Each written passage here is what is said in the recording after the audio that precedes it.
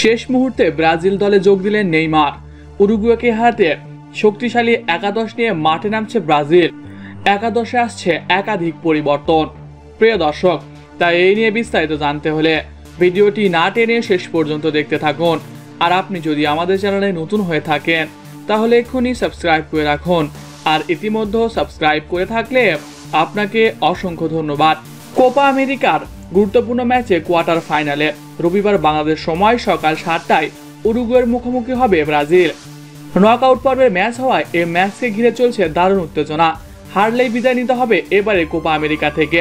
Group পর্বে 1 জয় ও 2 draw নিয়ে quarter ফাইনালে যায় ব্রাজিল। তবে গুরুত্বপূর্ণ ম্যাচে তাদের সেরা খেলোয়াড় ভিনিসিয়াস জুনিয়রকে পাচ্ছেন না ব্রাজিল, ফলে তাকে ছাড়াই মাঠে নামতে হচ্ছে সেলেসাওদের। তবে হঠাৎ করে ব্রাজিলের অনুশীলন ক্যাম্পে যোগ দিলেন নেইমার। বেশ কিছু সময় অনুশীলন করেছেন। নেইমার কি তাহলে উরুগুয়ের বিপক্ষে মাঠে নামছে? বলা বাহুল্য যে 2022 কাতার বিশ্বকাপের পর বিশ্বকাপের বাছাই পর্ব খেলতে নেমে ইনজুরিতে পড়েন নেইমার।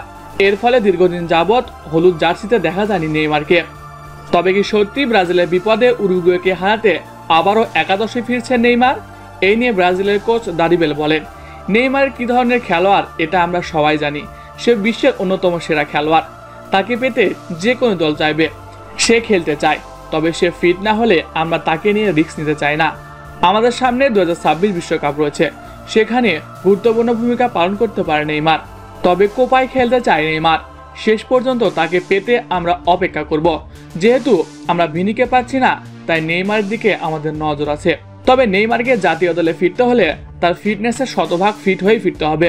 এছাড়াও একাদশে আসছে আরও একটি পরিবর্তন। গ্যাব্রিয়েল মার্টিনেল একাদশে আসতে পারে। প্রিয় দর্শক, আপনাদের পছন্দের একাদশ কমেন্ট করে জানাতে পারেন আমাদের কমেন্ট বক্সে। এছাড়াও খেলাধুলার সকল আপডেট সবার আগে পেতে হলে আমাদের চ্যানেলটি সাবস্ক্রাইব করতে ভুলবেন না। ধন্যবাদ সবাইকে।